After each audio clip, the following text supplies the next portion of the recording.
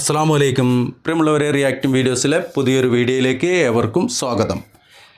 ഇന്നിവിടെ പരാമർശിക്കുന്നത് വഹാബികളുടെ വളർച്ച എന്ന വിഷയത്തെ ആസ്പദമാക്കിക്കൊണ്ടാണ്. വഹാബികൾ എന്ന് ഒരു വിഭാഗം വിളിക്കുന്നത് മുജാഹിദ് സംഘടനകളെയാണ്. അവരിവിടെ പറയുന്നത് പരിശുദ്ധ ഖുർആനും സ്വഹീഹായ ഹദീസും ഇജ്മാഉം ഖിയാസും അടിസ്ഥാനമാക്കിക്കൊണ്ട് ആസാറു സ്വഹാബ എന്നുള്ള നിലപാടിലൂടെയാണ് അവർ പറയാറുള്ളത്, പ്രചരിപ്പിക്കാറുള്ളത്. എന്നാൽ ആ പറയുന്നതെല്ലാം തെറ്റാണ് എന്ന് പറഞ്ഞുകൊണ്ട് അതിനെതിരായിക്കൊണ്ട് ഒരു വിഭാഗം ഇവിടെ പ്രവർത്തിച്ചു കൊണ്ടിരിക്കുന്നുണ്ട്. ആ ഒരു വിഭാഗം തന്നെ പല കക്ഷികളായി ഭിന്ന കക്ഷികളായി ഇവിടെ രൂപം പ്രാപിച്ചിട്ടുമുണ്ട്. അതിനെക്കുറിച്ചെല്ലാം ഇന്നിവിടെ സംസാരിക്കുന്നതാണ്. ആദ്യമായി കൊണ്ട് പറയുവാനുള്ളത്, എന്താണ് വഹാബികൾ ഈ മുസ്ലിം ഉമ്മത്തിൽ അവരുടെ പ്രചരണത്തിന് വേണ്ടി ചെയ്യുന്നത് എന്നുള്ളതാണ്. അത് പറയുന്നത് മറ്റാരുമല്ല, റഹ്മത്തുള്ള കാസിമിയാണ്. അത് കഴിഞ്ഞ് ചില മുസ്ലിയാക്കന്മാർ പറയുന്ന ചില ഭാഗങ്ങൾ കാണിക്കുവാനുണ്ട്. അത് കഴിഞ്ഞ് അവസാനമായിക്കൊണ്ട് ഈ വഹാബികൾ പ്രചരിപ്പിക്കുന്ന ആ പ്രചരണം യഥാർത്ഥത്തിൽ എന്താണ് എന്നുള്ളതും കാണിക്കുന്നതാണ്. ഇവിടെ 2-3 മുസ്ലിയാക്കന്മാർ പറയുന്ന കാര്യങ്ങൾ കാണിക്കുവാനുണ്ട്. ക്ഷമയോടെ വീഡിയോ മുഴുവനായിട്ട് കാണാൻ ശ്രമിക്കുക. അതിൻ്റെ യാഥാർത്ഥ്യം എന്താണ്, ഇവർ പറയുന്ന ആരോപണമാണോ, അവർ ചെയ്യുന്ന വ്യാജ പ്രചരണമാണോ, എന്താണ് യാഥാർത്ഥ്യമെന്ന് ഈ വീഡിയോയിലൂടെ നമുക്ക് വിശദീകരിക്കാം. റഹ്മത്തുള്ള കാസിമി പറയട്ടെ. വഹാബി ഒരു കൂലിപ്പണിക്ക് നിങ്ങൾ വിളിച്ചാൽ മുതലാളിയെ വഹാബിയാക്കാതെ തിരിച്ചുകൂല. തെങ്ങിന് കളക്കാൻ വിളിക്കുക ഒരു വഹാബിയെ. ഒരു ഹിന്ദുവിനെ നിങ്ങൾ തെങ്ങിന് കളക്കാൻ വിളിച്ചാൽ തെങ്ങിന് കളച്ച് പൈസ വാങ്ങിപ്പോകും. ഒരു ക്രിസ്ത്യാനിയെ നിങ്ങൾ തെങ്ങിന് കളക്കാൻ വിളിച്ചാൽ തെങ്ങിന് കളച്ച് പൈസ വാങ്ങിപ്പോകും. എന്നാൽ ഒരു വഹാബിയെ നിങ്ങൾ തെങ്ങിന് കളക്കാൻ വിളിച്ചാൽ നിങ്ങൾ വഹാബിയാക്കിയിട്ടേ പോകും. നിങ്ങൾ അന്ന് ഉച്ചയാകുമ്പോഴത്തേന് എന്നെ പിരിച്ചുവിട്ടാൽ രക്ഷപ്പെടും. ഒരു വഹാബിയുടെ ബാർബർ ഷാപ്പ് കയറിയിട്ട് ഒരു അരമണിക്കൂർ അവന് താടിയും തലയും ഒന്ന് വിളിച്ചു നോക്കി. അപ്പോഴത്തിന് അവൻ എങ്ങനെയെങ്കിലും നാശം. ഒരു 2-3 തവണ അവൻ്റെ ബാർബർ ഷാപ്പിൽ തന്നെ വന്നാൽ പിന്നെ അടുത്ത വെള്ളിയാഴ്ച അവൻ്റെ വെള്ളിയിൽ പോകും. ഒരു വഹാബി പെണ്ണിനെ കല്യാണം കഴിച്ചാൽ പുതിയാപ്പിളയെ വഹാബിയാക്കും. ഒരു വഹാബി പെണ്ണിനെ ഒരാൾ കല്യാണം കഴിച്ചാൽ പുതിയാപ്പിളയെ വഹാബിയാക്കും. തിരിച്ച് ഒരു സുന്നി ചെറുപ്പക്കാരൻ വഹാബി, മനസ്സിലാക്കണം, ചിന്തിക്കണം. ഒരു സുന്നി ചെറുപ്പക്കാരൻ വഹാബി പെണ്ണിനെ കല്യാണം കഴിച്ചാൽ, ഒരു വഹാബി പെണ്ണിനെ കല്യാണം കഴിച്ചാൽ സുന്നി ചെറുപ്പക്കാരൻ വഹാബിയാവും. ഇനി വഹാബിയായ പുരുഷൻ ഒരു സുന്നി പെണ്ണിനെ കല്യാണം കഴിച്ചാലോ, ഒരു വഹാബി പെണ്ണിനെ സുന്നി കല്യാണം കഴിച്ചാൽ സുന്നി വഹാബിയോ. ഇനി വഹാബിയായ ചെറുപ്പക്കാരൻ സുന്നി പെണ്ണിനെ കല്യാണം കഴിച്ചാലോ പെണ്ണ് വഹാബിയോ. രണ്ടും അങ്ങനെയായിരിക്കും. എന്നൊക്കെ പറഞ്ഞാൽ മനസ്സിലായില്ല. പൊതുവെ പിന്നെ ആധുനിക ജനതയ്ക്ക് പെണ്ണുങ്ങളിലേക്കൊരു മയലാൻ, ഒരു ചായൽ, ഇത് അവസാന കാലമാണ്. അത് ശരി. ആദ്യം കിട്ടിയത് ചിന്തിക്കണം. വഹാബി പെണ്ണിനെ സുന്നി ചെറുപ്പക്കാരൻ കല്യാണം കഴിച്ചാൽ ചില്ലറ ആഴ്ചകൾ കൊണ്ട് ഈ സുന്നി ചെറുപ്പക്കാരൻ വഹാബിയായതിൻ്റെ 100 ഉദാഹരണം ഞാൻ കാണിക്കും. നിങ്ങൾക്കറിയും, നിങ്ങളെ മഹലിലുണ്ടോ, എൻ്റെ മഹലിലുണ്ടോ? ഉണ്ട്. റഹ്മത്തുള്ള കാസിമി പറഞ്ഞത് നിങ്ങൾ കേട്ടല്ലോ. എന്താണ് മൂപ്പര് പറയണത്? ഒരു വഹാബിയെ തെങ്ങിന് കിളക്കാൻ വിളിച്ചാൽ ഈ തെങ്ങിന് കിളക്കാൻ വിളിച്ചവൻ ആരാണോ ഉച്ചയാകുമ്പോഴത്തേന് വഹാബിയാവുമെന്ന് പറഞ്ഞത്. നിങ്ങൾ ഒരു ബാർബർ ഷോപ്പിൽ പോയിട്ട്, ഇത് വഹാബിയുടെ ബാർബർ ഷോപ്പിൽ പോയിട്ടൊന്ന് മുടി വെട്ടാനോ ഷേവ് ചെയ്യാനോ ഇരുന്നാൽ നിങ്ങളത് കഴിയുമ്പോഴേക്കും വഹാബിയാവുമെന്ന് പറഞ്ഞത്. അതുപോലെ തന്നെ ഒരു പെണ്ണ് കെട്ടിക്കഴിഞ്ഞാൽ ആ പെണ്ണ് വഹാബിയാണെങ്കിൽ നിങ്ങൾ അതോടിങ്ങനെ വഹാബിയായി എന്നാണ് പറഞ്ഞത്. അപ്പോൾ ഇത്രയ്ക്ക് പെട്ടെന്ന് വീണ് പോകുന്ന ആദർശമാണോ റഹ്മത്തുള്ള കാസിമി എജ്ജൊക്കെ കൊണ്ടു നടക്കുന്നത്? ഒന്ന് സ്വയം ചിന്തിക്കേണ്ടിയിരിക്കുന്നു. ഒരു വഹാബി എന്നിവർ പറയുന്നത് മുഹമ്മദ് ബിൻ അബ്ദുൽ വഹാബ് റഹിമഹുള്ളയുടെ ആശയാദർശങ്ങളോടെ ഖുർആനും സുന്നത്തും അനുസരിച്ച് ജീവിക്കുന്ന ആളുകൾ, അവർ ഖുറാഫാത്തിൻ്റെ കുബൂരിസത്തിൻ്റെ മേഖലയിലൂടെ പോകുന്ന ഒരാളുമായിട്ട് സംസാരിച്ചാൽ അവർ യഥാർത്ഥ ഖുർആനിലേക്കും സുന്നത്തിലേക്കും യഥാർത്ഥ വിശ്വാസത്തിലേക്കും വരുമെങ്കിൽ അങ്ങനെ വന്നോട്ടെ എന്ന് കരുതുകയല്ലേ വേണ്ടത്. അല്ല, ഇവരെന്താ പറഞ്ഞുകൊണ്ടിരിക്കുന്നത്? നമ്മൾ ഈ കുബൂരിസം വിടരുത്, നമ്മൾ ഈ ഖുറാഫാത്ത് വിടരുത് എന്ന് പറഞ്ഞുകൊണ്ടാണ് ഇവർ നടക്കുന്നത്. ഇനി ഇങ്ങനെ ഒക്കെ സംഭവിക്കുമ്പോൾ അതിൽ നിന്ന് രക്ഷയ്ക്ക് വേണ്ടിയിട്ട് നമ്മൾ എന്താ ചെയ്യേണ്ടത്? അത് പറയുന്നത് അബ്ദുൽ ഹമീദ് ഫൈസി അമ്പലക്കടവാണ്. നിങ്ങളത് കേട്ട് നോക്കി. അയാൾ പറയുന്നതിൽ എന്തുണ്ട് ന്യായം എന്നുള്ളത് നിങ്ങൾക്ക് കേൾക്കുമ്പോൾ തന്നെ മനസ്സിലാക്കാൻ കഴിയും. കേൾക്കാം. നമുക്കിന്ന് ബിദ്അത്തിന്റെ കക്ഷികൾ കൂടിക്കൊണ്ടിരിക്കുന്നുണ്ട്. അവരുടെ അംഗസംഖ്യ എത്ര ഗ്രൂപ്പായി ചിന്നിച്ചതറിയാലും ഒരാളവിടെ നിങ്ങോട്ട് പോരുന്നില്ല, പോരാൻ വളരെ പ്രയാസമാണ്. പക്ഷെ ചെതറിക്കിടക്കുകയാണെങ്കിലും ഈ വാട്സപ്പും ഫേസ്ബുക്കും ഉപയോഗിച്ച് അവരെ പ്രചരണങ്ങളിൽ വഞ്ചിതരായി അകപ്പെട്ട് ചില്ലറ പ്രവർത്തകന്മാർ അങ്ങോട്ട് മാറിക്കൊണ്ടിരിക്കുക. ഇത്തരം ഒരു സാഹചര്യത്തിൽ അതിനെ പ്രതിരോധിക്കാൻ ഏറ്റവും നല്ല സംവിധാനം സമസ്ത കേരള ജംഇയ്യത്തുൽ പ്രഖ്യാപിതമായ നിലപാടാണ്. അവർക്ക് നമ്മൾ അംഗീകാരം കൊടുക്കരുത്. ബിദഅകളുമായുള്ള ബന്ധവിച്ഛേദം, അവരുമായുള്ള സൗഹൃദം നമുക്ക് വേണ്ട, അവരുമായുള്ള ചങ്ങാത്തം നമുക്ക് വേണ്ട, അവരുമായുള്ള യോജിപ്പ് നമുക്ക് വേണ്ട. വളരെ കൃത്യമായി തീരുമാനങ്ങൾ എഴുതി ഒപ്പിട്ട് അംഗീകരിച്ച് അവർ ജനസമൂഹത്തിന് മുമ്പിൽ പ്രചരിപ്പിച്ചു. നമ്മുടെ പൂർവികരെ ആരാണ് ഈ പണ്ഡിതന്മാർ? ആ പണ്ഡിതന്മാരാണെന്ന് പരിശോധിക്കണം. അവരെടുത്ത തീരുമാനം വളരെ കൃത്യമാണ്. ബിദ്അത്തുകാരുമായി കൂടി പെരുമാറാതിരിക്കുക. 5 കാര്യങ്ങളാണ് അവർ തീരുമാനിച്ച് എഴുതി ഒപ്പിട്ട് പ്രസിദ്ധീകരിച്ചത്. ബിദ്അത്തുകാരുമായി കൂടി പെരുമാറാതിരിക്കുക, അന്നത്തെ ഭാഷയാണ്. 2ാമത്തെ കാര്യം, ബിദ്അത്തുകാർക്ക് സലാം ചൊല്ലാതിരിക്കുക. 3ാമത്തെ കാര്യം, ബിദ്അത്തുകാരുടെ സലാം മടക്കാതിരിക്കുക.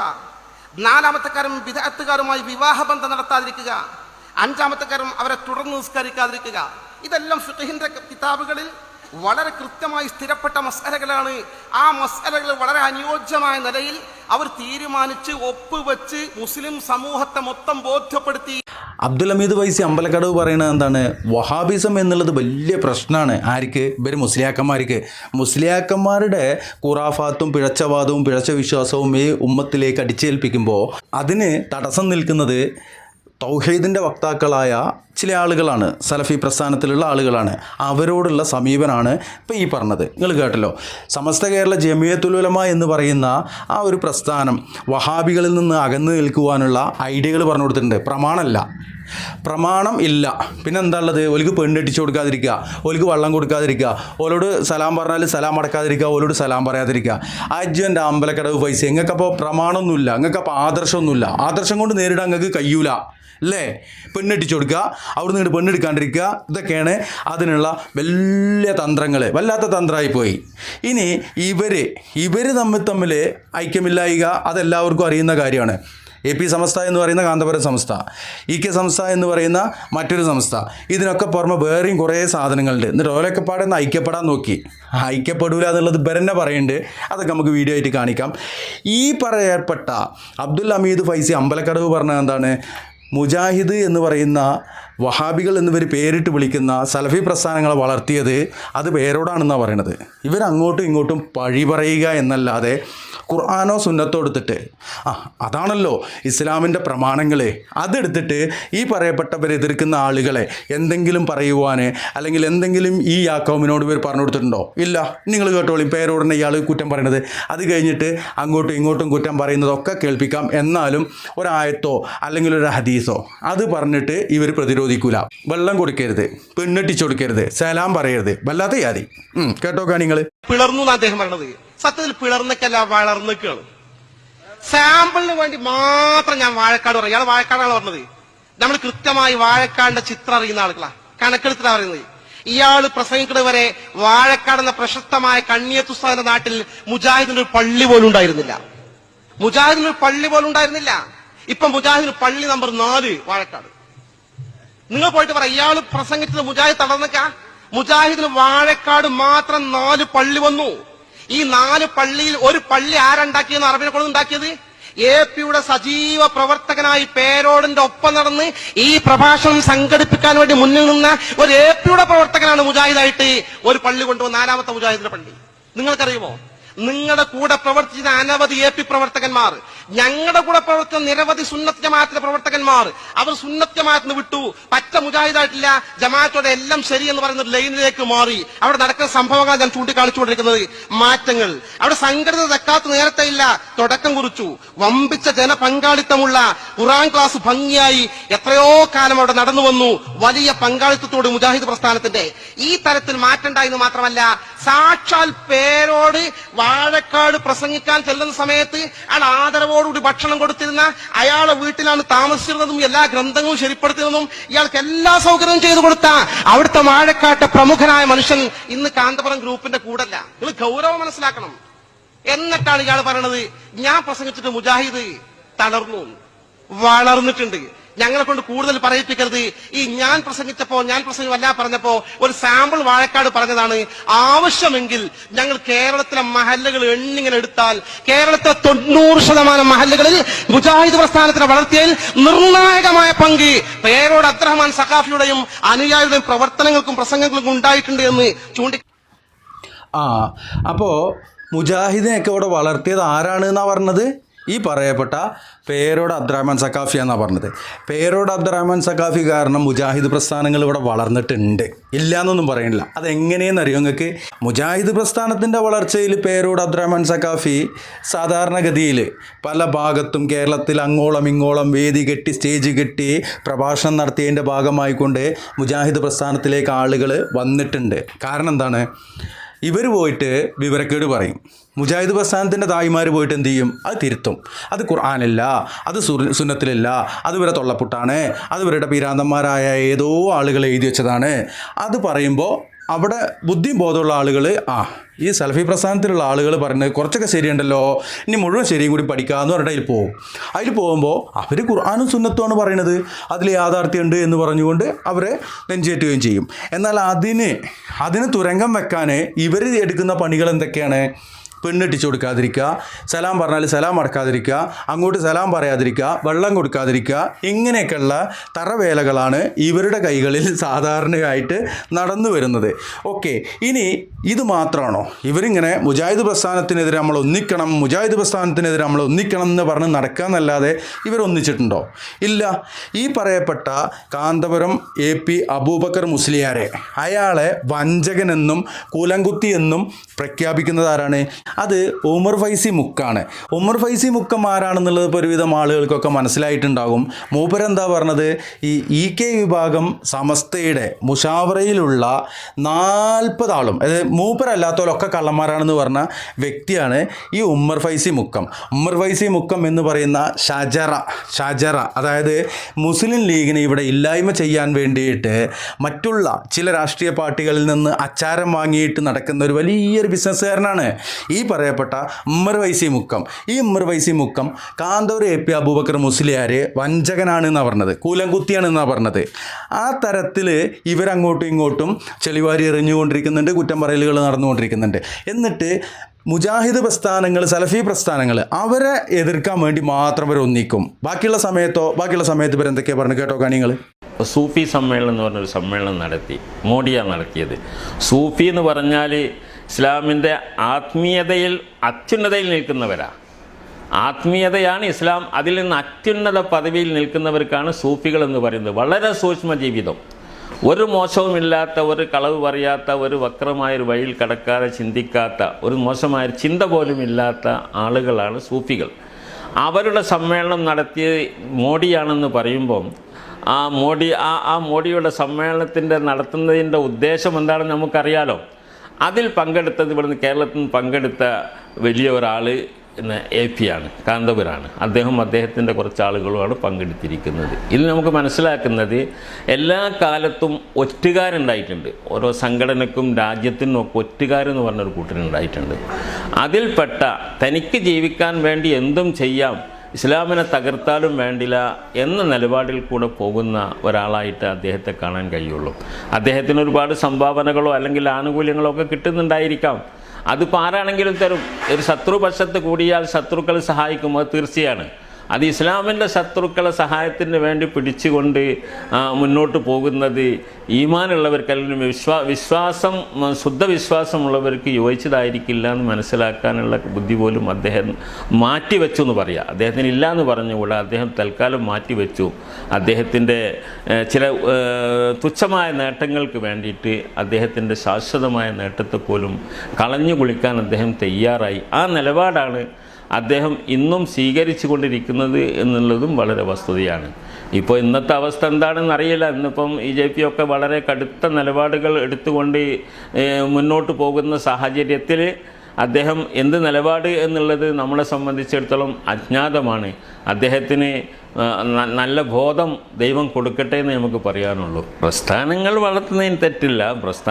ആ പ്രസ്ഥാനത്തിൻ്റെ അടിസ്ഥാന തത്വം എന്താണെന്നുള്ളതിലാണ് നോക്കേണ്ടത്. പ്രസ്ഥാനം ഓരോരുത്തരുണ്ടാക്കുന്നത് വളർത്താൻ അത് നോക്കണം എന്നുള്ളതാണ്.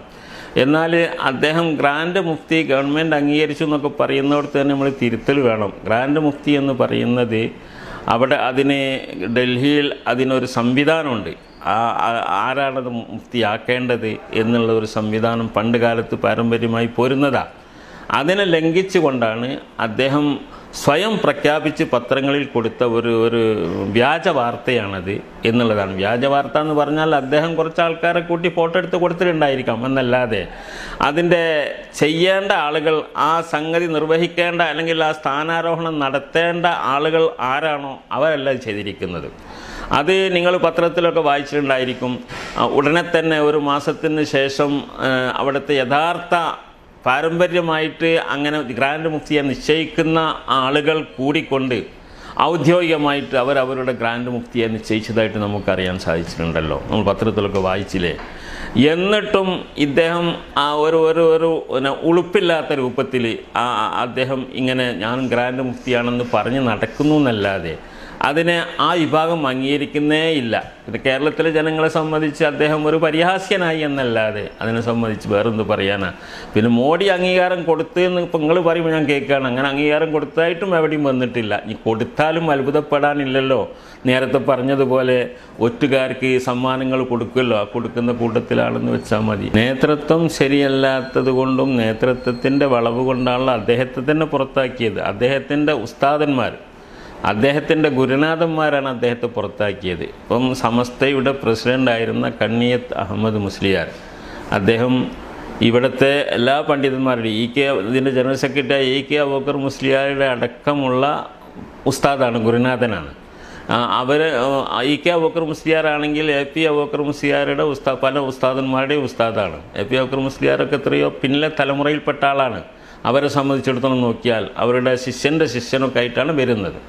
ആ നിലക്ക് ഉസ്താദന്മാരെ, ഗുരുനാഥന്മാരുടെ കുരുത്തക്കേട് എന്ന് പറയാണ്ട് നമ്മൾ അത് വാങ്ങി അവരെ സംഘടനയിൽ പിളർപ്പുണ്ടാക്കി പുറത്ത് ചാടിയ ആളാണ് അദ്ദേഹം. അതോടുകൂടെ തന്നെ അവർക്കെതിരെ കേസ് കൊടുക്കുകയും അതുപോലെ പല മഹല്ലുകളിലും കുഴപ്പമുണ്ടാക്കുകയൊക്കെ ചെയ്തുകൊണ്ട് പ്രവർത്തിക്കുന്ന പ്രവൃത്തിയാണ്. എത്രയോ മഹല്ലുകളിൽ അടിപിടികൾ നടന്നു, അതുപോലെ പിടിച്ചടക്കൽ നടന്നു, സ്ഥാപനം പൂട്ടിച്ചു, കൊലപാതകങ്ങൾ വരെ നടന്നു. ഇതിനൊക്കെ ഉത്തരവാദി അദ്ദേഹം തന്നെയാണ്.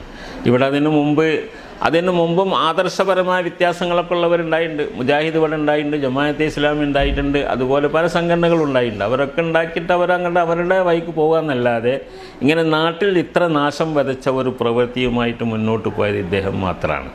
അതിപ്പോഴും തുടർന്നു കൊണ്ടിരിക്കുന്നു. അതിന് കൂട്ടുപിടിക്കാൻ പറ്റിയവരൊക്കെ ഇസ്ലാമിൻ്റെ ശത്രുക്കളാണെങ്കിൽ പോലും അവരൊക്കെ കൂട്ടുപിടിച്ചുകൊണ്ടാണ് അദ്ദേഹം പ്രവർത്തിച്ചു കൊണ്ടിരിക്കുന്നത്.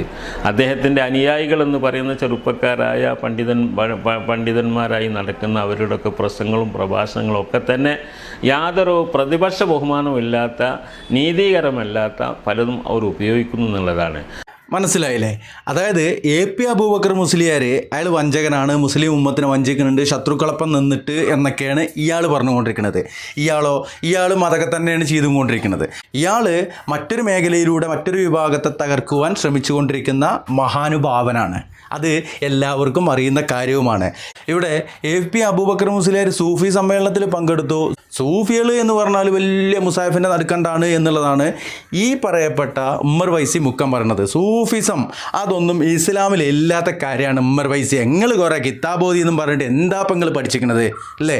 അപ്പോൾ സൂഫി സമ്മേളനം നടത്തിയതാരാണ്? മോഡിയാണ് എന്നുള്ളതാണ്. അപ്പോൾ മോഡിയുടെ ഒപ്പം ചേർന്ന് നിന്നുകൊണ്ട് മുസ്ലിം ഉമ്മത്തിനെ വഞ്ചിക്കണു എന്നാണ് ഉമ്മർ വൈസി മുക്കം പറയുന്നത്. യാഥാർത്ഥ്യമാണെങ്കിൽ പോലും ഇയാൾക്കത് പറയാനുള്ള യാതൊരുവിധ യോഗ്യതയില്ല. ഇയാളും അത് മറ്റൊരു വിധത്തിൽ ചെയ്തുകൊണ്ടിരിക്കുന്ന വ്യക്തിയാണ്. ഇനി കാന്തപുരം AP അബൂബക്കർ മുസ്ലിയാർ അയാൾ കൊണ്ടുവന്ന വ്യാജമുടി റസൂലുള്ളാഹി സ്വല്ലല്ലാഹു അലൈഹി വസല്ലമയുടെ തിരികേശം എന്ന് പറഞ്ഞുകൊണ്ട് അമ്മൂൻ്റെ മുടിയും കൊണ്ട് വന്നു. അത് ഇന്നേ വരെ അവർ അംഗീകരിച്ചിട്ടില്ല. എന്നാൽ അതൊക്കെ മറന്നുകൊണ്ട് നേരത്തെ നമ്മൾ തുടക്കത്തിൽ പറഞ്ഞ വഹാബിസം എന്ന് പറഞ്ഞുകൊണ്ട് സലഫി പ്രസ്ഥാനങ്ങൾക്കെതിരെ പറയുമ്പോൾ അതൊന്നും ഇവർക്ക് ബാധകമാവില്ല. ഇവർ പലതവണ ഒന്നിക്കാൻ ശ്രമിച്ചിരുന്നു. എന്നാൽ ആ ഒന്നിക്കൽ ശ്രമങ്ങളെല്ലാം പാളിക്കൊണ്ടിരിക്കുകയാണ്. ഒന്നിക്കാൻ ഖിയാമത്ത് നാൾ വരെ നടക്കൂല എന്നുള്ള കാര്യം അതെല്ലാവർക്കും അറിയുന്ന കാര്യമാണ്. ഒക്കെ പോട്ടെ, തിരുകേശം എന്നുള്ള ആ സാധനം അത് ഇവർ അംഗീകരിക്കൂല എന്നുള്ളതാണ് ഇവരിൽ നിന്ന് തന്നെയുള്ള ഒരു മുസ്ലിയാർ പച്ചക്ക് മൈക്കും കെട്ടിയിട്ട് പ്രസംഗിച്ചത്. ആദ്യം അതൊന്ന് കേൾക്കാം. ഞങ്ങളെ സംബന്ധിച്ചിടത്തോളം ഞങ്ങൾ അവരോട് ഐക്യപ്പെടുന്ന കാര്യത്തിൽ അല്ലെങ്കിൽ അവരെ ഇങ്ങോട്ട് ലയിക്കുന്ന കാര്യത്തിൽ ഞങ്ങൾ ഒരു ഡിമാൻഡും വെച്ചിട്ടില്ല. ഒരേ ഒരു ഡിമാൻഡാണ് ഞങ്ങൾക്കുള്ളത്. അഷ്റഫുൽ ഖൽഖ് മുഹമ്മദുർ റസൂലുള്ളാഹി സ്വല്ലല്ലാഹു അലൈഹി വസല്ലമയെ നിങ്ങൾ ഒരു ഡ്യൂപ്ലിക്കേറ്റ് മുടി കൊണ്ടുവന്നിട്ട് നിങ്ങൾ ഈ സമുദായത്തെ ഫിത്നയാക്കിയിട്ടുണ്ട്. അത് നിങ്ങൾ മാറ്റിവെക്കണം, അത് ഇവിടെ ഒഴിച്ചു വെക്കണം. അത് ഞങ്ങൾക്ക് തെറ്റുപറ്റിപ്പോയി എന്ന് നിങ്ങൾ പറയണം. എന്നാൽ ഞങ്ങൾക്കുമായിട്ട് ഒന്നിച്ചു പോകാം എന്ന് ഞങ്ങൾ പറഞ്ഞിട്ടുണ്ട്.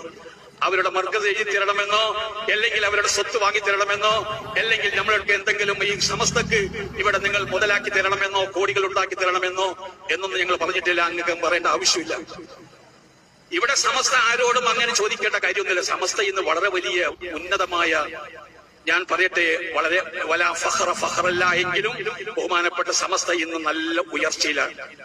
സമസ്തയുടെ കോടികളുടെ ആസ്തി സമസ്തക്കുണ്ട്, പഠിക്കാനൊന്നുമില്ല. നിങ്ങൾ വിചാരിക്കും പോലെ എപിക്ക് മാത്രമൊന്നല്ല ഇവിടെ ഉള്ളത്. ഇവിടെ നമുക്കുണ്ട്, ഒരു കോടികളുടെ ആസ്തികൾ നമുക്കുണ്ട്. അതിലൊന്നും നമ്മൾ കുറവൊന്നല്ല.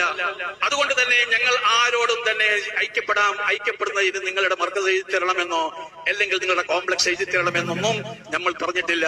നമ്മൾ പറഞ്ഞത് നിങ്ങൾ നബി സല്ലല്ലാഹു അലൈഹി വസല്ലമയുടെ മുടിയാണെന്ന് പറഞ്ഞ ആ മുടി നിങ്ങൾക്ക് സനദ് പ്രകാരം തെളിയിക്കാൻ സാധിച്ചിട്ടില്ല. ഇന്ന് വരെ തെളിയിക്കാൻ നിങ്ങൾക്ക് സാധിച്ചിട്ടില്ല. അതുകൊണ്ട് തന്നെ അത് ഹക്കായ മുടിയാണെന്ന് ഈ സമുദായത്തിന് വിശ്വസിക്കാൻ സാധ്യമല്ല. അത് നിങ്ങൾ മാറ്റിവെക്കുക തന്നെ വേണം. എന്നാൽ നമുക്ക് ഐക്യപ്പെടാം, ലയിക്കാം എന്നൊക്കെ നമ്മൾ പറഞ്ഞിട്ടുണ്ട്. പക്ഷേ അതിന് ഇതുവരെ മറുപടി കിട്ടിയിട്ടില്ല, മറുപടി തരികയും ചെയ്യുകയില്ല. അതുകൊണ്ട് തന്നെ ആ വിഷയം അവിടെ മുട്ടി നിൽക്കുകയാണ്. ബഹുമാനപ്പെട്ട സമസ്തയുടെ ഭാഗത്തിൽ നിന്ന് ഒരു വിധത്തിലുമുള്ള തടസ്സങ്ങളും ഉണ്ടാക്കിയിട്ടില്ല. ആ രൂപത്തിലാണ് കാര്യങ്ങളൊക്കെ നീങ്ങിയിരിക്കുന്നത്. അപ്പോൾ അതാണ് കാര്യം. AP വിഭാഗം സംസ്ഥയുടെ അധ്യക്ഷനായ നേതാവായ AP അബൂബക്കർ മുസ്ലിയാർ കാന്തപുരം അയാൾ കൊണ്ടുവന്ന മുടി കള്ളമുടിയാണ് എന്നുള്ളതാണ് ഇയാൾ ഇപ്പം പറയണത്. ഓക്കെ, അയാൾ കൊണ്ടുവന്ന കള്ളമുടി അത് കള്ളമുടിയാണ് എന്ന് പറഞ്ഞിട്ട് മാപ്പ് പറഞ്ഞിട്ട് വലിച്ചെറിഞ്ഞാൽ അവരെ അംഗീകരിക്കാൻ കൂട്ടാം എന്നാണ് പറഞ്ഞത്. അതിന് നിങ്ങൾ കോടികൾ തരുമൊന്നും വേണ്ട എന്നാണ് പറഞ്ഞത്. ഓല കയ്യിൽ കള്ളമുടി ഉണ്ട് എന്നുള്ളത് ഇവർ പറയുന്നുണ്ട്. അങ്ങനെയെങ്കിൽ സഹോദരന്മാരെ നിങ്ങൾ മനസ്സിലാക്കുക, ഓല കയ്യിൽ കള്ളമുടി ഉണ്ടെങ്കിൽ ഓല ആദർശവും കള്ളത്തരാണ് എന്നുള്ളതാണ്. ഓല ആദർശവും ഇവരാദർശവും ഒന്നായതുകൊണ്ടാണല്ലോ അവർ ഒന്നിക്കാന്ന് പറയുന്നത്. അപ്പോൾ ഇവരുടെ ആദർശവും കള്ളത്തരമാണ് എന്നുള്ളത് മനസ്സിലാക്കാൻ ഇതൊക്കെ ധാരാളമാണ്. ഇവിടെ പറഞ്ഞു വന്നത് ആരാണ് വഹാബികളെ വളർത്തിയത് എന്നുള്ളതാണ്. ഇവരുടെ തമ്മിത്തല്ലും ഇവരുടെ വിവരക്കേടുമാണ് വഹാബികൾ വളരാൻ കാരണം എന്നുള്ളതാണ്. ഇവിടെ വളരേണ്ടത് ആരാണ് എന്നുള്ളത് ഇത് കേൾക്കുന്ന എല്ലാവർക്കും മനസ്സിലാക്കാൻ കഴിയും. ഇനി ഞാനിത് പറയുമ്പോൾ നിങ്ങൾക്കൊരു സംശയം ഉണ്ടാകും, ഞാൻ വഹാബികൾക്ക് വക്കാലത്തുമായിട്ട് വന്നതാണോ എന്നുള്ളത്. ഇല്ല പ്രിയമുള്ളവരെ, വഹാബികൾക്ക് വക്കാലത്തല്ല എൻ്റെ അടുത്തുള്ളത്. ഖുർആന്, സുന്നത്ത് അതനുസരിച്ച് ജീവിക്കുക, അതനുസരിച്ച് പ്രവർത്തിക്കുക എന്നുള്ളതാണ്. ഇത് ഞാൻ മാത്രം പറഞ്ഞാണോ? അല്ലേ, ഇവരുടെ ആളുകൾ തന്നെ അറിയാതെ പറഞ്ഞു പോകുന്നതാണ്. നിങ്ങൾ കേട്ടോ കാണും, EK വിഭാഗം സമസ്തയുടെ ഖണ്ഡനമണ്ഡനവും അതുപോലെ മുഖാമുഖം സംവാദകം നടത്തുന്ന ഒരു അബൂബക്കർ ദാരിമിയുണ്ട്. ആ അബൂബക്കർ ദാരിമി പറയുന്ന ആ വാദങ്ങൾ നിങ്ങൾ കേട്ടു നോക്കൂ.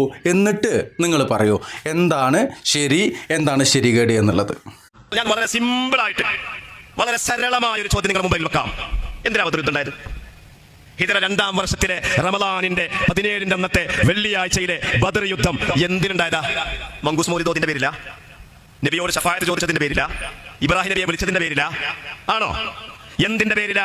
പരിശുദ്ധ ഖുർആൻ സൂറത്തുൽ ഹജ്ജിന്റെ 39-ാമത്തെയും 40-ാമത്തെയും ആയത്തുകളിൽ എന്തിന്റെ പേരിലാണ് പറഞ്ഞിട്ടുണ്ട്?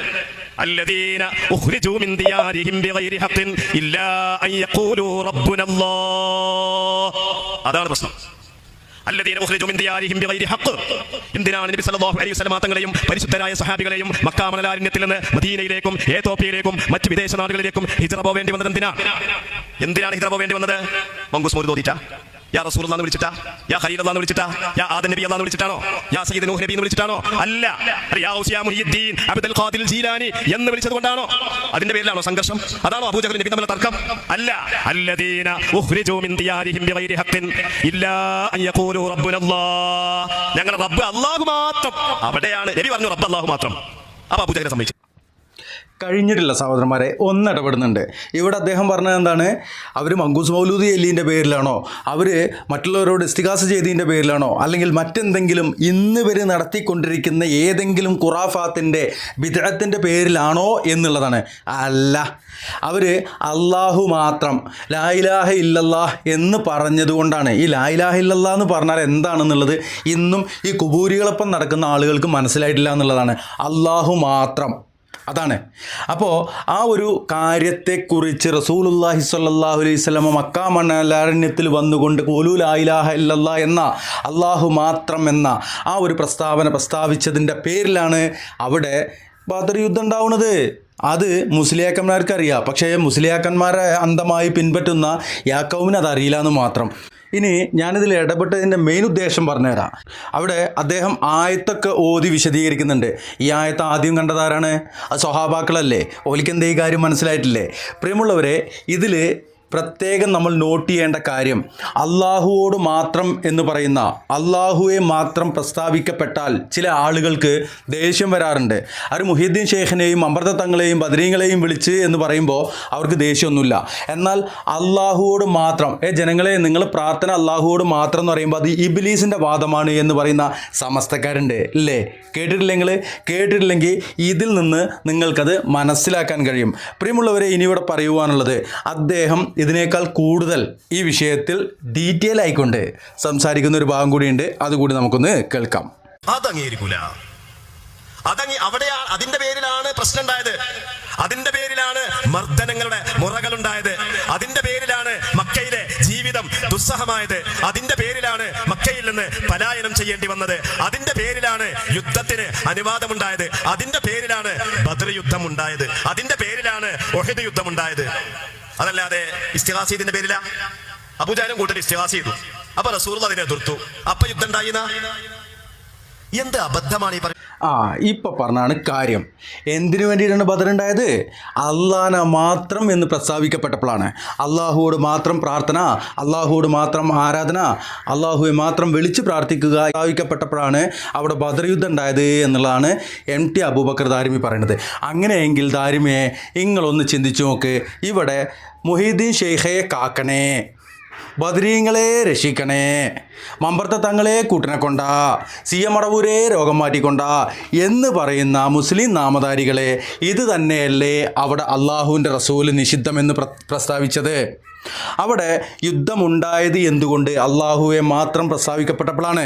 എന്നാൽ ലാത്ത കാക്കണേ, ഉസൈർ നബിയെ കാക്കണേ, ഇബ്രാഹിം നബിയെ രക്ഷിക്കണേ, ഉസൈർ നബിയെ അല്ലെങ്കിൽ ഇസ്മായിൽ നബിയെ കൂട്ടിനെ കൊണ്ട എന്നും കൂടി പറയുന്നത് അത് അനുവദനീയമാണെങ്കിൽ അവിടെ യുദ്ധം ഉണ്ടാകുമോ? ബുദ്ധിയും ബോധമുള്ളവർ ചിന്തിച്ചോളിയും. ചിന്തിക്കാൻ കഴിവുള്ളവർ ചിന്തിച്ചോളിയും. എന്താണ് അവിടെ യുദ്ധം ഉണ്ടാവാൻ കാരണം? ബദറിൽ മക്ക മുശ്രിക്കീങ്ങളും മുസ്ലിം പോരാളികളും തമ്മിൽ രക്തരൂക്ഷിതമായ യുദ്ധം, പോരാട്ടം അവിടെ ഉണ്ടായത് എന്തിൻ്റെ പേരിലാണ്?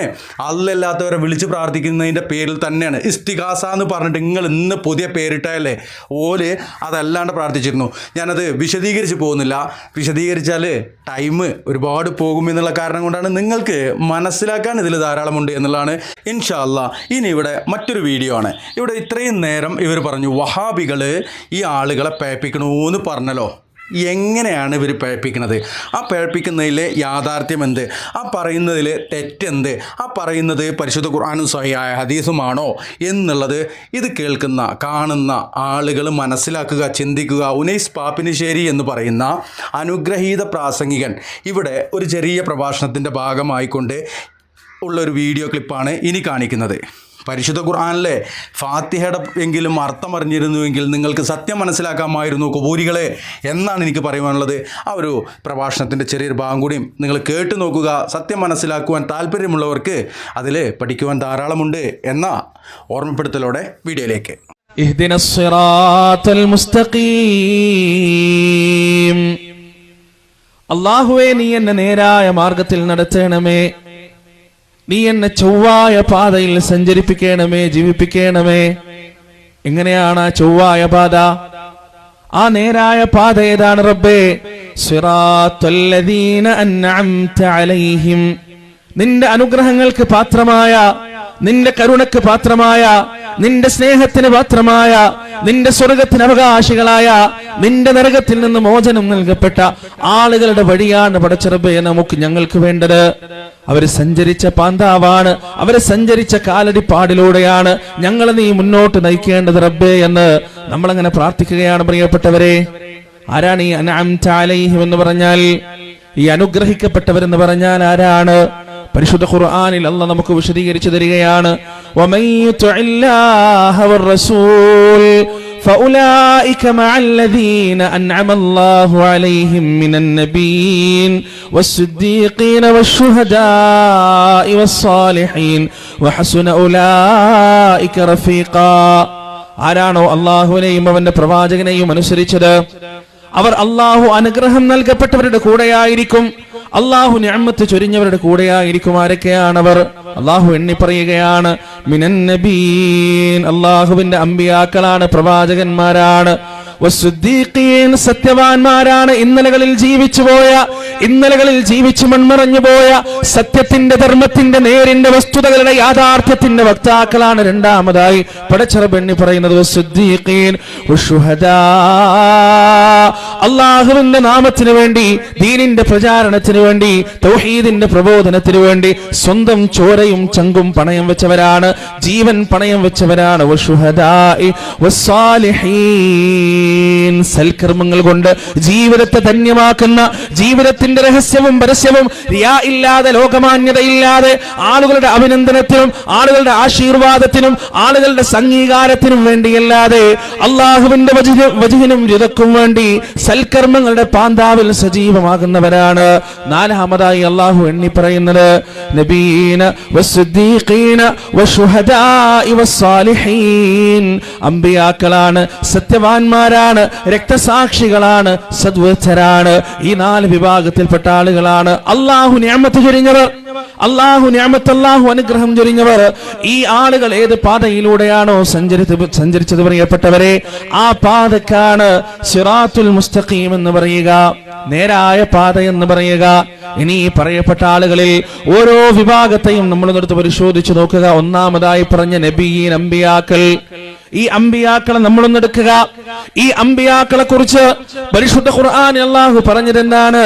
വമാ അർസൽനാ മിർ റസൂലിൻ ഇല്ലാ നൂഹി ഇലൈഹി അന്നഹു ലാ ഇലാഹ ഇല്ലാ അന ഫഅ്ബുദൂൻ. ഞാനൊരു പ്രവാചകനെയും ഭൂമിയിലേക്ക് പറഞ്ഞയച്ചിട്ടില്ല, ഒരു നബിയെയും ഞാൻ പറഞ്ഞയച്ചിട്ടില്ല. ഏതുവരെ? ഇല്ലാ നൂഹി ഇലൈഹി അന്നഹു ലാ ഇലാഹ ഇല്ലാ അന ഫഅ്ബുദൂൻ.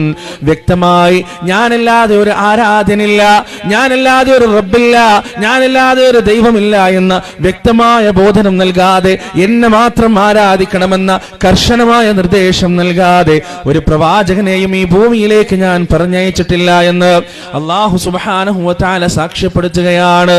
അതുകൊണ്ട് തന്നെ പ്രിയപ്പെട്ടവരെ, ആ പ്രവാചകന്മാരുടെ പാത എന്ന് പറഞ്ഞാൽ, നിഅമത്തിന്റെ പാത എന്ന് പറഞ്ഞാൽ, സത്യത്തിന്റെ പാത എന്ന് പറഞ്ഞാൽ, നേരിന്റെ പാത എന്ന് പറഞ്ഞാൽ, ചൊവ്വായ പാത എന്ന് പറഞ്ഞാൽ, സിറാത്തുൽ മുസ്തഖീം എന്ന് പറഞ്ഞാൽ, ആ പ്രവാചകന്മാര് നടന്നുപോയ പാന്താവാണ്, പാതയാണ്, വഴിയാണ്. ആ വഴിക്കാണ് സിറാത്തുൽ മുസ്തഖീം എന്ന് പറയുക.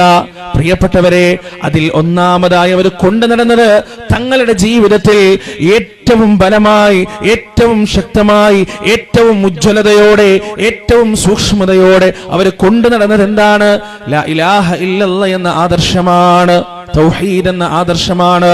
പ്രിയപ്പെട്ടവരെ, നമ്മുടെ നാട്ടിൽ ഒരുപാട് ആളുകളുണ്ട്, ജീവിതത്തിൽ പ്രയാസങ്ങൾ വരുമ്പോ, ജീവിതത്തിൽ ബുദ്ധിമുട്ടുകൾ വരുമ്പോ, കഷ്ടപ്പാടുകൾ വരുമ്പോ, പ്രതിസന്ധികൾ വരുമ്പോ, എല്ലാ വഴികളും മുന്നിൽ അടഞ്ഞു കളയുമ്പോ അള്ളാഹുവിനെ വിട്ടുകൊണ്ട് മറ്റു പലരെയും വിളിക്കുന്ന ആളുകളുണ്ട്. ഔലിയാക്കളെ വിളിക്കുന്നവരുണ്ട്, ഔലിയാക്കളിൽ തന്നെ പല പല ആളുകളെയും വിളിക്കുന്നവരുണ്ട്. സി എം അടവൂരിനെ വിളിക്കുന്നവരുണ്ട്, മമ്പ്രത്ത് തങ്ങളെ വിളിക്കുന്നവരുണ്ട്, ഉള്ളാളത്ത് തങ്ങളെ വിളിക്കുന്നവരുണ്ട്, അജ്മീറിലെ ഖോജയെ വിളിക്കുന്നവരുണ്ട്. ഓരോരുത്തർക്കും ഓരോ ഔലിയാക്കളാണ്, ഓരോ വലിയുകളാണ്. എന്റെ പ്രിയപ്പെട്ടവരെ, ഈ വലിയനെ വിളിക്കുന്നവർ, അള്ളാഹുവിന് പുറമെയുള്ള ഈ ഔലിയാക്കളെ വിളിക്കുന്നവർ സ്വന്തത്തോടൊന്ന് ചോദിക്കുക, നെഞ്ചത്ത് കൈവച്ചുകൊണ്ടൊന്ന് ചോദിക്കുക, നിങ്ങൾ സിറാത്തുൽ മുസ്തഖീമിലാണോ? നിങ്ങൾ ചൊവ്വായ പാതയിലാണോ? നിങ്ങൾ അമ്പിയാക്കളുടെ പാതയിലാണോ? നിങ്ങൾ പ്രവാചകന്മാർ സഞ്ചരിച്ച വഴിയിലൂടെയാണോ സഞ്ചരിക്കുന്നത്? പ്രിയപ്പെട്ടവരെ, മറുപടി എന്താണെന്നറിയുമോ? ഒരിക്കലുമല്ല. നിങ്ങൾ ആ വഴിയിലൂടെയല്ല സഞ്ചരിക്കുന്നത്. പറയുന്നതാരാണ്? മുജാഹിദുകളല്ല, സലഫികളല്ല, SKSM അല്ല. പറയുന്നത് ആരാണ്? പടച്ച റബ്ബാണ്. പരിശുദ്ധ ഖുർആനിൽ അല്ലാഹു സുബ്ഹാനഹു വ തആല പ്രവാചകന്മാരുടെ ഇന്നലകളിലെ ചരിത്രം നമുക്ക് വിശദീകരിച്ചു തരുമ്പോ, അവരുടെ ജീവിതത്തിന്റെ അകക്കാമ്പുകൾ നമുക്ക് പഠിപ്പിച്ചു തരുമ്പോ, അവരുടെ ജീവിതത്തിലെ പ്രതിസന്ധികളും പ്രയാസങ്ങളും നമുക്ക് പഠിപ്പിച്ചു തരുമ്പോ, പടച്ച റബ്ബ് അവർക്ക് ആ സമയത്ത് അവർ നടത്തിയ പ്രാർത്ഥനകളും ദുആകളും കൃത്യമായി നമുക്ക് പഠിപ്പിച്ചു തരുന്നുണ്ട്. പ്രിയപ്പെട്ടവരെ, അബുൽ ബഷർ ആദം അലൈഹിസ്സലാത്തു വസ്സലാം ഒന്നാമത്തെ നബിയാണ്. ഈ ലോകത്തേക്ക് കടന്നു വന്ന ഒന്നാമത്തെ പ്രവാചകനാണ് ആദം അലൈഹിസ്സലാത്തു വസ്സലാം. ആദം അലൈഹിസ്സലാത്തു വസ്സലാമിന്റെ ജീവിതത്തിൽ ഒരു വലിയ പ്രതിസന്ധി ഉണ്ടായി. എന്താണ് ആ പ്രതിസന്ധി? നമുക്കെല്ലാം കൃത്യമായി അറിയാം. അള്ളാഹു വിലക്കിയ ഒരു കനി പിശാചിന്റെ ചതിയിൽപ്പെട്ട്, പിശാചിന്റെ വഞ്ചനയിൽപ്പെട്ട് അറിയാതെ അതങ്ങ് ഭക്ഷിച്ചുപോയി. ആദം അലൈഹിസ്സലാത്തു വസ്സലാമിന് തെറ്റുപറ്റി. പ്രിയപ്പെട്ടവരെ, ആദം നബിയുടെ പ്രതികരണം എന്തായിരുന്നു? അല്ലാഹു സുബ്ഹാനഹു വ തആല ആദം നബിയോട് ഈ ദുനിയാവിലേക്ക് പോകാൻ പറയുകയാണ്. എവിടെ നിന്നാണ് വരുന്നത്? സ്വർഗത്തിൽ നിന്നാണ് വരുന്നത്.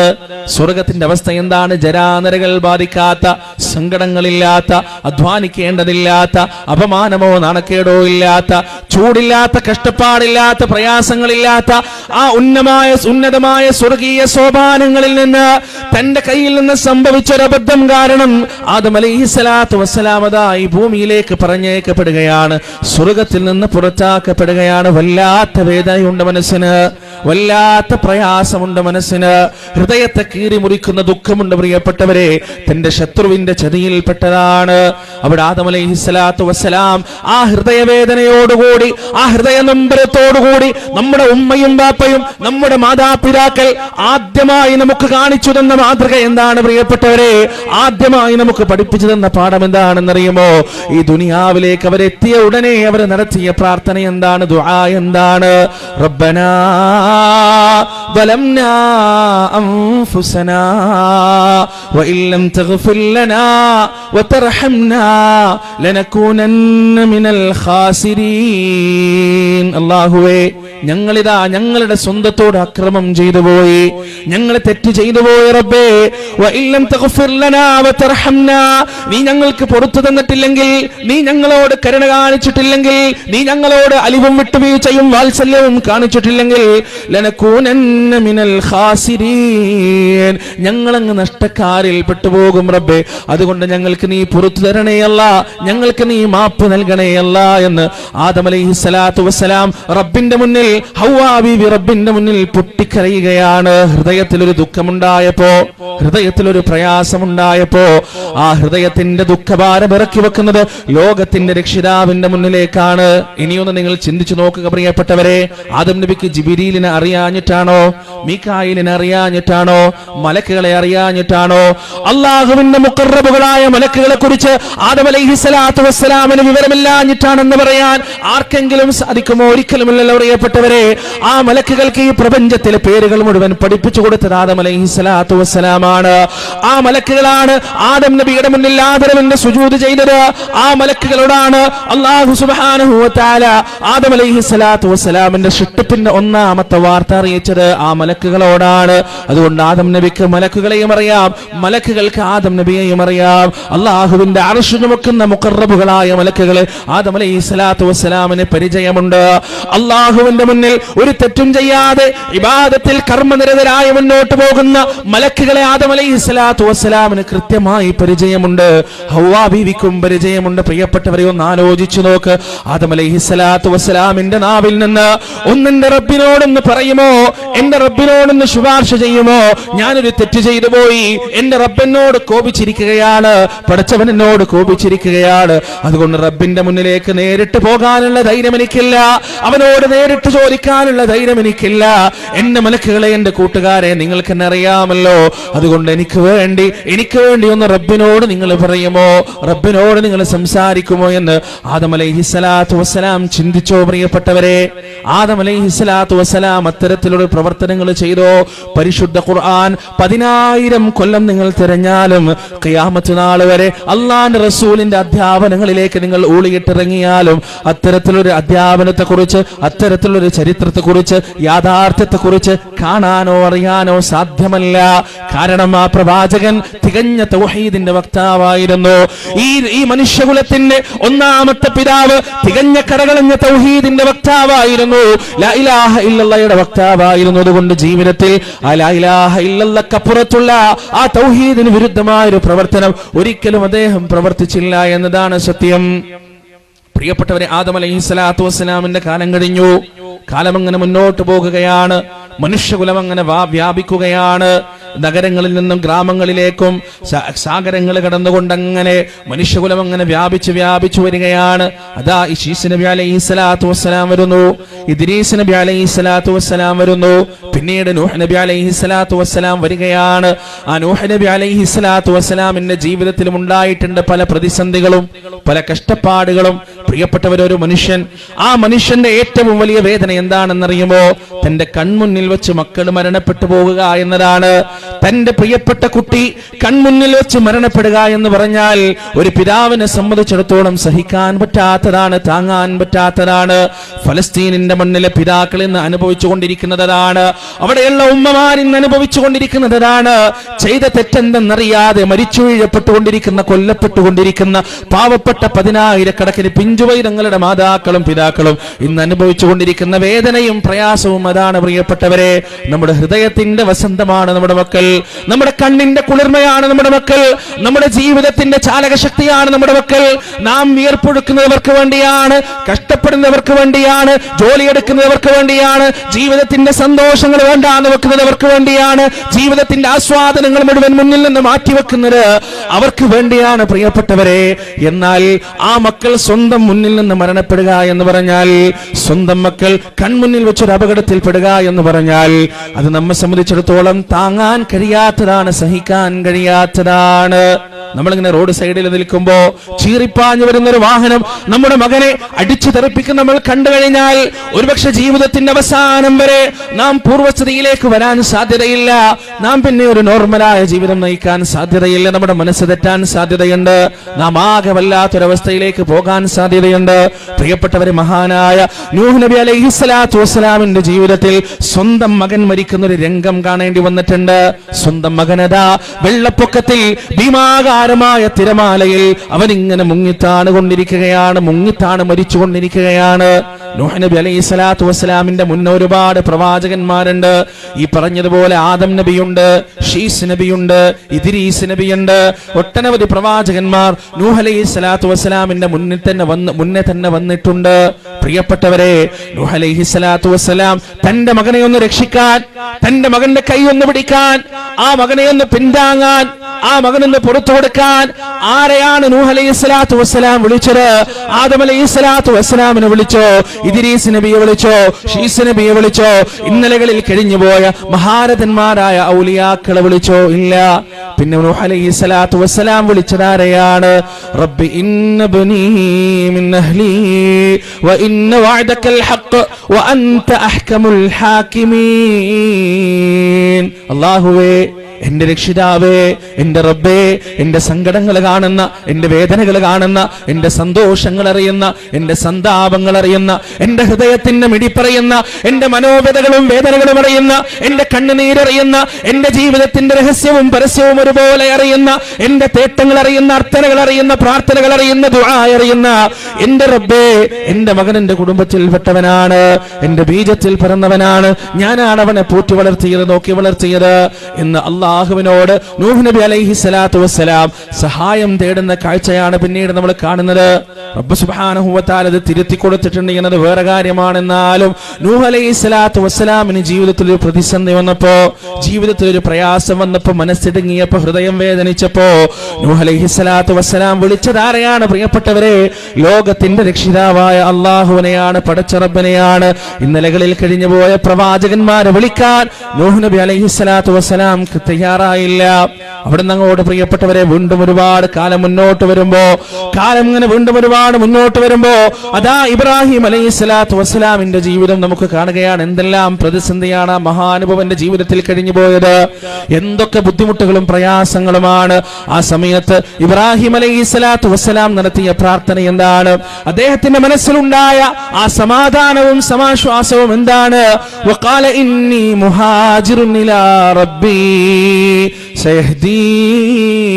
ഞാൻ എന്റെ റബ്ബിലേക്ക് പോകുകയാണ്, ഞാൻ എന്റെ റബ്ബിലേക്ക് പലായനം ചെയ്യുകയാണ്. എന്റെ റബ്ബല്ലാതെ മറ്റൊരാളും എന്നെ തുണക്കുകയില്ല, മറ്റൊരാളും എന്നെ സഹായിക്കുകയില്ല.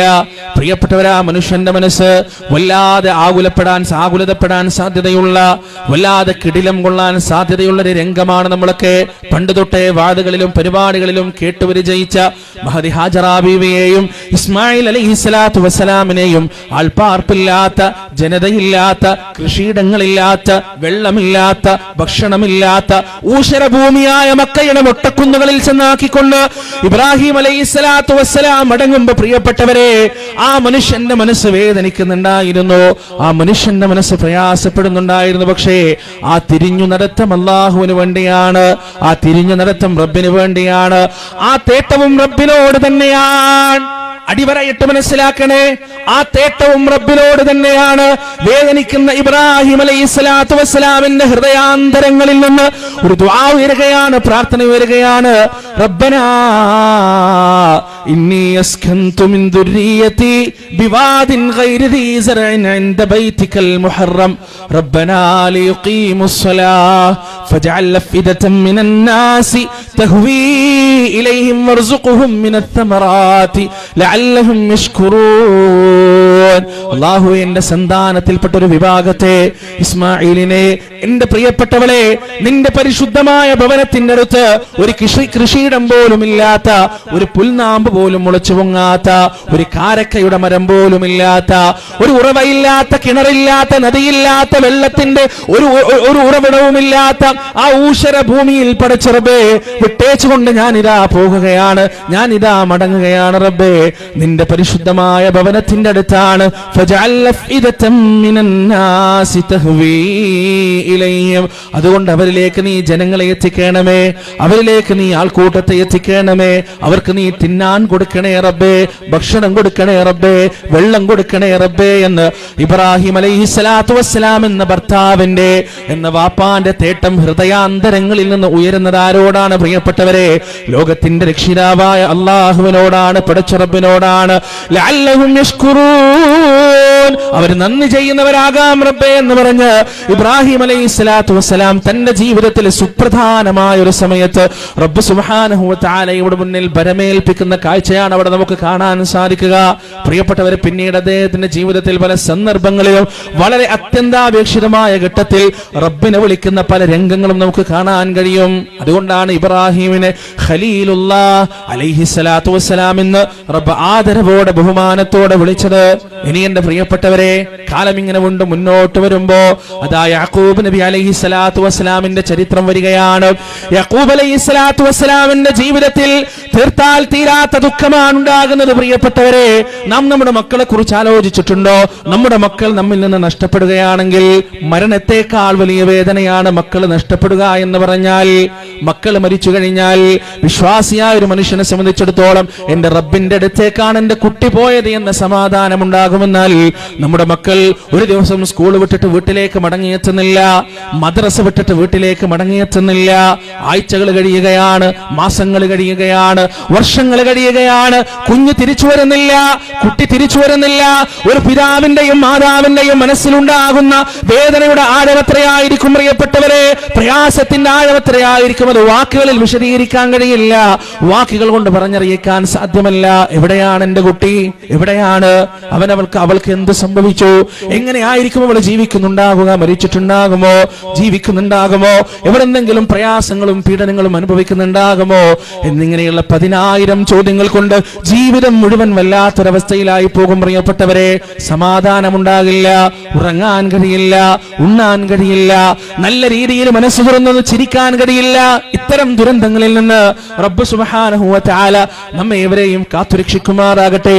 എന്നാൽ എന്റെ പ്രിയപ്പെട്ടവരെ, 2 മക്കൾ നഷ്ടപ്പെടേണ്ടി വന്നവരാണ് യാക്കൂബ് അലൈഹിസ്സലാത്തു വസ്സലാം. ആ മക്കൾ എവിടെയാണെന്നറിയില്ല, എവിടെ പോയി എന്നറിയില്ല, എവിടെയാണ് ഉള്ളതെന്നറിയില്ല, എങ്ങനെയാണ് ജീവിക്കുന്നതെന്നറിയില്ല. ഒരറിവുമില്ലാത്ത വിധം വർഷങ്ങളാണ് കടന്നു പോകുന്നത്.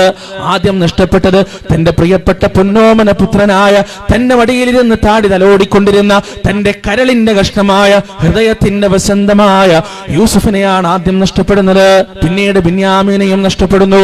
2 മക്കളെയും നഷ്ടപ്പെട്ടു കഴിഞ്ഞപ്പോ യാക്കൂബ് അലൈഹിസ്സലാത്തു വസ്സലാം പറയുന്നൊരു വാക്കുണ്ട് മക്കളോട് യാക്കൂബ് നബി പറഞ്ഞതെന്താണ്? മക്കളെ, ഇന്നലകളിൽ മരിച്ചുപോയ പ്രവാചകന്മാരുടെ പൊരുത്തക്കേടായിരിക്കാം, അതുകൊണ്ട് നമുക്ക് കുറച്ച് നേർച്ചയാക്കാം, അവരെ വിളിച്ചു പ്രാർത്ഥിക്കാം, അവരോട് ഇസ്തിഗാസ നടത്താം, അവർക്ക് വേണ്ടി കുറച്ച് ആടുകളെയും പോത്തുകളെയും കോഴികളെയും എല്ലാം നേർച്ചയാക്കിയിട്ട് നഷ്ടപ്പെട്ടു പോയ മക്കള് തിരിച്ചു കിട്ടുമോ എന്ന് നോക്കാമെന്നാണോ യാക്കൂബ് അലൈഹിസ്സലാത്തു വസ്സലാം മക്കൾക്ക് പറഞ്ഞു കൊടുത്തതല്ല. യാ ബനീ യദ്ഹബൂ ഫതഹസ്സസൂ മിൻ യൂസുഫ വഅഖീ വലാ തയഅസൂ മിൻ റൗഹില്ലാഹ് ഇന്നഹു ലാ യയഅസു മിൻ റൗഹില്ലാഹി ഇല്ലൽ ഖൗമുൽ കാഫിറൂൻ. എന്റെ മക്കളെ, അല്ലാഹുവിന്റെ കാരുണ്യത്തിൽ നിരാശപ്പെട്ടു പോകരുതേ, അല്ലാഹുവിലുള്ള പ്രതീക്ഷ നഷ്ടപ്പെട്ടു പോകരുതേ, അല്ലാഹുവിലുള്ള പ്രത്യാശ ഒരിക്കലും ഇല്ലാണ്ടായി പോകരുതേ. ഇന്നഹു യയഅസു മിൻ റൗഹില്ലാഹി ലാ യയഅസു മിൻ റൗഹില്ലാഹി ഇല്ലൽ ഖൗമുൽ കാഫിറൂൻ. സത്യനിഷേധികളായ ജനതയല്ലാതെ അല്ലാഹുവിന്റെ കാരുണ്യത്തിൽ, അല്ലാഹുവിന്റെ ഇടപെടലിൽ, അല്ലാഹുവിന്റെ പരിഹാരത്തിൽ നിരാശരായി പോകുകയില്ല മക്കളെ എന്ന് യാക്കൂബ് അലൈഹിസ്സലാത്തു വസ്സലാം പറഞ്ഞു കൊടുക്കുകയാണ്. മക്കൾക്ക് അവിടെയും തീർന്നില്ല. മഹാനുഭവന്റെ ഹൃദയത്തിൽ നിന്ന് പുറത്തേക്ക് നിർഗളിക്കുന്ന, ആ ഹൃദയത്തിൽ നിന്ന് പുറത്തേക്ക് പൊട്ടിപ്പുറപ്പെടുന്ന ആ തൗഹീദിന്റെ മഹാപ്രവാഹം അവിടെയും അവസാനിക്കുന്നില്ല. യാക്കൂബ് അലൈഹിസ്സലാത്തു വസ്സലാം ഈജിപ്തിൽ വെച്ച് മരിക്കാൻ മരണക്കിടക്കയിലാണ്, മരണപ്പെടാൻ പോകുകയാണ്. ആ സമയത്തും ആ മനസ്സിൽ ആദ്യം എന്താണെന്നറിയുമോ? അദ്ദേഹത്തിന്റെ മനസ്സിലുള്ള വേദന എന്താണെന്നറിയുമോ? അം കുന്തും ശുഹദാ ഇദ് ഹദറ യാക്കൂബൽ മൗത്ത്. നിങ്ങൾ അവിടെ ഉണ്ടായിരുന്നു? അള്ളാഹുവിന്റെ ചോദ്യമാണ്. യാക്കൂബ് മരണപ്പെടാൻ പോകുമ്പോ, യാക്കൂബ് മരിക്കാൻ പോകുമ്പോ നിങ്ങൾ അവിടെ ഉണ്ടായിരുന്നോ? അദ്ദേഹം അതാ ചോദിക്കുകയാണ് തന്റെ മക്കളോട്. ഇദ് ഖാല ലിബനീഹി മാ തഅബുദൂന മിൻ ബഅദി. എനിക്ക് ശേഷം നിങ്ങൾ എന്തിനെയാണ് ആരാധിക്കുക എന്റെ മക്കളെ? എനിക്ക് ശേഷം നിങ്ങൾ എന്തിനെയാണ് ആരാധിക്കുക, നിങ്ങൾ എന്തിനെയാണ് ഇബാദത്ത് ചെയ്യുക എന്ന് യാക്കൂബ് അലൈഹിസ്സലാത്തു വസ്സലാം ചോദിക്കുകയാണ്. മക്കളെ, നിങ്ങൾ എങ്ങനെ ജീവിക്കുമെന്നല്ല, നിങ്ങൾ എല്ലാവരും കല്യാണം കഴിച്ച് മക്കളൊക്കെയായി സുഖമായി ജീവിക്കണമെന്നല്ല, നിങ്ങളുടെ ഐക്യം എന്നെന്നും നിലനിർത്തണമെന്നല്ല, ഇതൊന്നുമല്ല മനുഷ്യന്റെ മനസ്സിലാതി. ആ മനുഷ്യൻ ചോദിക്കുന്നത് എന്താണ്? മാ തഅബുദൂന മിൻ ബഅദി, മാ തഅബുദൂന മിൻ ബഅദി, മാ തഅബുദൂന മിൻ ബഅദി. എന്റെ കാലത്തിന് ശേഷം കാലശേഷം നിങ്ങൾ എന്തിനെയാണ് ആരാധിക്കാൻ പോകുന്നത്, നിങ്ങൾ എന്തിനെയാണ് ഇബാദത്ത് ചെയ്യാൻ പോകുന്നത്? ആ ചോദ്യത്തിൽ മറ്റൊരു വശം കൂടിയുണ്ട് പ്രിയപ്പെട്ടവരെ. എന്റെ കാലശേഷം നിങ്ങളെങ്ങാനും ഷിർക്കിലേക്ക് പോയി പോകുമോ? എന്റെ കാലശേഷം നിങ്ങൾക്കെങ്ങാനും തൗഹീദ് നഷ്ടപ്പെട്ടു പോകുമോ? ആ മക്കളതാ മറുപടി പറയുകയാണ്, ഖാലൂ നഅ്ബുദു ഇലാഹക വ ഇലാഹ ആബാഇക ഇബ്രാഹീമ വ ഇസ്മാഈല വ ഇസ്ഹാഖ്. ബാപ്പാ, നിങ്ങൾ ഭയപ്പെടേണ്ട, നിങ്ങൾ ബേജാറാവേണ്ട, വേദനിക്കണ്ട. അങ്ങയുടെ രക്ഷിതാവായ, അങ്ങയുടെ ദൈവമായ, അങ്ങയുടെ ആരാധ്യപാത്രമായ ഇബ്രാഹിമും ഇസ്മായിലും ഇസ്ഹാഖും ആരാധിച്ച ആ ലോകരക്ഷിതാവായ പടച്ചുറബുണ്ടല്ലോ, ആ പടച്ചുറബിനെ മാത്രമേ അങ്ങയ്ക്ക് ശേഷം ഞങ്ങൾ ആരാധിക്കുകയുള്ളൂ. എങ്ങനെയുള്ള റബ്ബ്? ഇലാഹും വാഹിദാ, ഏകനായ രക്ഷിതാവ്, പങ്കുകാരില്ലാത്ത രക്ഷിതാവ്, തുല്യരില്ലാത്ത രക്ഷിതാവ്, ഒരു ശുപാർശകരുടെയും ശുപാർശ സ്വീകരിക്കാൻ ബാധ്യതയില്ലാത്ത രക്ഷിതാവ്. വനഹ്നു ലഹു മുസ്ലിമൂൻ, ഞങ്ങൾ അവന് പൂർണ്ണമായും കീഴ്പ്പെട്ടവരായി ജീവിക്കുകയും ചെയ്യുന്നവരാണ് വാപ്പാ എന്ന് യാക്കൂബ് അലൈഹിസ്സലാത്തു വസ്സലാമിനോട് മക്കള് പറഞ്ഞപ്പോഴാണ് സമാധാനത്തോടെ ആ കണ്ണുകൾ അടഞ്ഞത്. പ്രിയപ്പെട്ടവരെ, സമാശ്വാസത്തോടെ ആ മഹാനുഭവനായ പ്രവാചകൻ മരണപ്പെട്ടത്. മക്കളിൽ നിന്ന് തൗഹീദിന്റെ ഉറപ്പ് കിട്ടിയപ്പോഴാണ്, അഖീദ് കിട്ടിയപ്പോഴാണ്. ഇതാണ് പ്രവാചകന്മാരുടെ ജീവിതം. ഇതാണ് പ്രിയപ്പെട്ടവരെ പ്രവാചകന്മാരുടെ ജീവിതത്തിൽ ഉണ്ടായിരുന്ന തൗഹീദ്. അവിടെയും അവസാനിച്ചില്ലല്ലോ പ്രിയപ്പെട്ടവരെ. മഹാനായ മൂസാ നബി അലൈഹിസ്സലാത്തു വസ്സലാമിന്റെ ജീവിതത്തിലും ഉണ്ടായിട്ടുണ്ട് ഒരുപാട് പ്രതിസന്ധികൾ. അതിലേറ്റവും വലിയ പ്രതിസന്ധി എന്താണെന്നറിയുമോ? അതിലേറ്റവും വലിയ പ്രയാസം എന്താണെന്നറിയുമോ? മൂസാ നബി അലൈഹിസ്സലാത്തു വസ്സലാം ഈജിപ്തിൽ നിന്ന് തന്റെ നാട്ടിലേക്ക് തിരിച്ചു പോകുമ്പോ സിനാ താഴ്വരയിൽ വെച്ചൊരു പ്രകാശം കാണുകയാണ്. അങ്ങനെ ആ താഴ്വരയിലേക്ക് മൂസാ നബി അലൈഹിസ്സലാത്തു വസ്സലാം നടന്നു പോകുകയാണ്. അവിടെ വെച്ചതാ അള്ളാഹുവിന്റെ സംസാരം, അള്ളാഹുവിന്റെ വാക്കുകൾ മൂസാ നബി അലൈഹിസ്സലാത്തു വസ്സലാമിന്റെ കർണപുടങ്ങളെ രോമാഞ്ചം കൊള്ളിക്കുകയാണ്, അത്ഭുതപ്പെടുത്തുകയാണ്. അവിടെ മൂസാ അലൈഹിസ്സലാത്തു വസ്സലാമിന് അല്ലാഹു ഏൽപ്പിച്ചൊരു ദൗത്യമുണ്ടെന്നാണ്, ഇദ്ഹബ് ഇലാ ഫിർഔന ഇന്നഹു തഗാ, ഫിർഔനിന്റെ അടുത്തേക്ക് പോകുക, അവൻ അതിക്രമിച്ചിട്ടുണ്ട്. വലിയൊരു ഉത്തരവാദിത്തമാണ് ഏൽപ്പിക്കുന്നത് പ്രിയപ്പെട്ടവരെ. ഭീകരമായ ഒരു ഉത്തരവാദിത്തമാണ് മൂസാ നബി അലൈഹിസ്സലാത്തു വസ്സലാമിനെ ഏൽപ്പിക്കുന്നത്.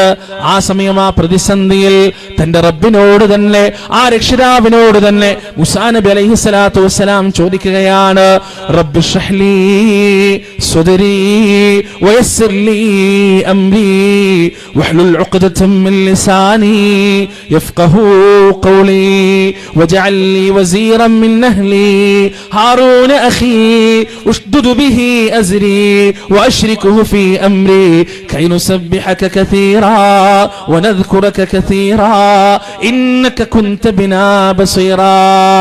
വലിയ ഉത്തരവാദിത്വം ഏറ്റെടുത്തുകൊണ്ട് ആ ഉത്തരവാദിത്വത്തിന്റെ പാന്താവിലേക്ക് കാലെടുത്തു വെക്കുന്നതിന്റെ മുന്നേ തന്റെ റബ്ബിന്റെ മുന്നിലേക്ക് ആവശ്യങ്ങൾ അർപ്പിച്ചുകൊണ്ട് ആവശ്യങ്ങൾ ഓരോന്നായി എണ്ണി പറയുന്ന മൂസാ നബി അലൈഹിസ്സലാത്തു വസ്സലാമിനെയാണ് പ്രിയപ്പെട്ടവരെ അവിടെ നമുക്ക് കാണാൻ സാധിക്കുക. അല്ലാഹു എന്റെ ഹൃദയം തുറന്നു തരണേ, എന്റെ നാവിന്റെ കെട്ടഴിച്ചു തരണേ, എന്റെ വാക്കുകൾ അവർക്ക് മനസ്സിലാക്കി കൊടുക്കണേ, എന്റെ പ്രിയപ്പെട്ട കൂടെപ്പിറപ്പിനെ എന്റെ ഈ ദൗത്യത്തിൽ കൂടെ ചേർക്കണേ, പങ്കുകാരനാക്കണേ എന്നിങ്ങനെ പറഞ്ഞ് തന്റെ റബ്ബിനോട് അർത്ഥിക്കുന്ന, തന്റെ റബ്ബിനോട് സഹായം അർത്ഥിക്കുന്ന കാഴ്ചയാണ് നമുക്ക് കാണാൻ കഴിയുന്നത് പ്രിയപ്പെട്ടവരെ. മൂസാ നബി അലൈഹിസ്സലാത്തു വസ്സലാമിന്റെ ജീവിതത്തിൽ അവിടുന്ന് അങ്ങോട്ട് മുന്നോട്ട് വന്നാൽ മഹാനായ ഈസാ നബി അലൈഹിസ്സലാത്തു വസ്സലാമിന്റെ ജീവിതത്തിലും അത്യന്താപേക്ഷിതമായ അങ്ങേയറ്റം പ്രതിസന്ധിയുള്ള ഘട്ടങ്ങളിൽ റബ്ബിന്റെ മുന്നിൽ താണുകയെന്ന് പറഞ്ഞ രംഗങ്ങൾ നമുക്ക് കാണാൻ കഴിയും. പരിശുദ്ധ ഖുർആനിലെ സൂറത്തുൽ മാഇദയുടെ അവസാനത്തെ ഭാഗം നിങ്ങളൊന്ന് പരിശോധിച്ചു നോക്കുക. ആ സൂറത്തിന് മാഇദ എന്ന് പേര് വരാൻ തന്നെ കാരണം ഈ സംഭവമാണ്. ഈസാ നബിയോട് അദ്ദേഹത്തിന്റെ അനുയായികൾ വന്നിട്ട്, ഹവാരികൾ വന്നിട്ട് പറയുകയാണല്ലയോ നബിയെ, പ്രവാചകരെ, അങ്ങേക്ക് ആകാശത്തിൽ നിന്നൊരു തളിക ഇറക്കി കൊണ്ടുവരാൻ സാധിക്കുമോ? ഞങ്ങൾക്കൊന്ന് വിശ്വാസം കൂടുന്നതിന് വേണ്ടിയാണ്, ഞങ്ങളുടെ മനസ്സിന്റെ സമാധാനത്തിന് വേണ്ടിയാണ് ആകാശത്തു നിന്നൊരു തളിക ഇറക്കി കൊണ്ടുവരാൻ അങ്ങേക്ക് സാധിക്കുമോ എന്ന് ഈ ആളുകൾ ചോദിച്ചപ്പോ ഈസാ നബി അലൈഹിസ്സലാത്തു വസ്സലാമിന്റെ പ്രവർത്തനം എന്തായിരുന്നു, പ്രതികരണം എന്തായിരുന്നു? പറയുകയായിരുന്നു. ഖാല ഈസബ്നു മറിയം പറയുകയാണ്, ലോകത്തിലുള്ള മഹാഭൂരിപക്ഷം വരുന്ന, ഏറ്റവും ജനസംഖ്യ വരുന്ന ജനപദം ആരാധിച്ചുകൊണ്ടിരിക്കുന്ന ഈസാ നബി അലൈഹിസ്സലാത്തു വസ്സലാം അവിടെ ചെയ്ത പ്രവർത്തനവും പ്രതികരണവും എന്താണ് പ്രിയപ്പെട്ടവരെ? അദ്ദേഹം അതാ റബ്ബിനോട് പ്രാർത്ഥിക്കുകയാണ്, അല്ലാഹുമ്മ റബ്ബനാ അൻസിൽ അലൈനാ മാഇദതം മിനസ് സമാ തകൂനു ലനാ ഈദൻ ലിഅവ്വലിനാ വആഖിരിനാ വആയതൻ മിൻക വർസുഖ്നാ വഅൻത ഖൈറുർ റാസിഖീൻ. അല്ലാഹു ഇവർ ആവശ്യപ്പെടുന്നത് പോലെ വാനലോകത്ത് നിന്ന് ഒരു ഭക്ഷണത്തിന്റെ തളിക ഇറക്കി തരാൻ പറ്റുമോ റബ്ബേ? ഒരു ഭക്ഷണത്തിന്റെ തളിക ഇറക്കി തന്ന് ഞങ്ങളുടെ മുൻഗാമികൾക്കും പിൻഗാമികൾക്കും അതൊരു ഈദാകുന്നതിന് വേണ്ടി, നിന്റെ ഭാഗത്തു നിന്നുള്ള ഒരു ആയത്താകുന്നതിന് വേണ്ടി റബ്ബേ ഞങ്ങൾക്ക് അത്തരത്തിലൊരു അത്ഭുതം കാണിച്ചു തരാൻ പറ്റുമോ എന്ന് ഈസാ നബി അലൈഹിസ്സലാത്തു വസ്സലാം റബ്ബിനോട് ചോദിക്കുകയാണ്, ആവശ്യപ്പെടുകയാണ്. ഈസാ നബിയുടെ ജീവിതത്തിലും പ്രതിസന്ധികളും പ്രയാസങ്ങളും വന്നപ്പോ അള്ളാഹുവിനോടാണ് ചോദിക്കുന്നത്. ബൈബിളിൽ വരെ അത് വളരെ വ്യക്തമായി രേഖപ്പെടുത്തപ്പെട്ടിട്ടുണ്ട്. ഏലി ലമ്മാ സബക്താനി എന്ന ഈസാ അലൈഹിസ്സലാത്തു വസ്സലാമിന്റെ യേശുക്രിസ്തുവിന്റെ ആ പ്രാർത്ഥനയെ കുറിച്ച് ലോകരക്ഷിതാവിനോട്, പിതാവിനോട്, കർത്താവിനോട് യേശുക്രിസ്തു നടത്തുന്ന ആ പ്രാർത്ഥനയെ കുറിച്ച് ബൈബിൾ പുതിയ നിയമത്തിലും പഴയ നിയമത്തിലും എല്ലാം വളരെ കൃത്യമായി നമുക്ക് കാണാൻ കഴിയും. പ്രിയപ്പെട്ടവരെ, അവിടെ നിന്ന് അങ്ങോട്ട് ലോകത്തിന്റെ കാരുണ്യമായ പ്രവാചകത്വത്തിന്റെ രാജകുമാരനായ നിലപാടുകളുടെ രാജാവായ മുഹമ്മദ് റസൂലുള്ളാഹി സ്വല്ലല്ലാഹു അലൈഹി വസല്ലമയുടെ ജീവിതത്തിൽ എങ്ങനെ നോക്കിയാലും പ്രിയപ്പെട്ടവരെ ഈ തൗഹീദിന്റെ പ്രകാശ പ്രവാഹമാണ് നമുക്ക് കാണാൻ സാധിക്കുക. ഈ തൗഹീദ് ഏറ്റവും നന്നായി 916നേക്കാൾ തിളക്കത്തോടുകൂടി ഈ തൗഹീദിന്റെ പ്രഭാവം തിറഞ്ഞു നിൽക്കുന്നതായി മുഹമ്മദ് റസൂലുള്ളാഹി സ്വല്ലല്ലാഹു അലൈഹി വസല്ലമയുടെ ജീവിതത്തിൽ എമ്പാടും നമുക്ക് കാണാൻ സാധിക്കും. എന്തെല്ലാം പ്രതിസന്ധികളാണ് ആ മനുഷ്യന്റെ ജീവിതത്തിൽ വന്നിട്ടുള്ളത്, പ്രവാചകന്റെ ജീവിതത്തിൽ വന്നിട്ടുള്ളത്. പ്രിയപ്പെട്ടവരെ, സൗർ ഗുഹയിൽ ശത്രുക്കളുടെ വാളിന്റെ തിളക്കം മുഖത്തേക്ക് അടിച്ച സമയത്ത് അബൂബക്കർ സിദ്ദീഖിന്റെ മനസ്സ് പോലും അല്പനേരം ഒന്ന് പതറിപ്പോയപ്പോ, ഇനി മുന്നിൽ എന്താണ് വഴിയെന്ന് ചിന്തിച്ചു പോയപ്പോ, ആ പ്രവാചകന്റെ മനസ്സിലുള്ള തൗഹീദിന്റെ മഹാപ്രവാഹമുണ്ടല്ലോ, അതിന്റെ അണക്കെട്ട് തുറന്ന പോലെയുള്ള ആ പ്രവാഹത്തിന് യാതൊരു കുറവും ഉണ്ടായിരുന്നില്ല. പ്രിയപ്പെട്ടവരെ, ആ പ്രവാചകൻ അവിടെ വെച്ച് പറഞ്ഞതെന്താണ്? ലാ തഹ്സൻ ഇന്നല്ലാഹ മഅനാ. അബൂബക്കർ, നീ വേദനിക്കരുത്.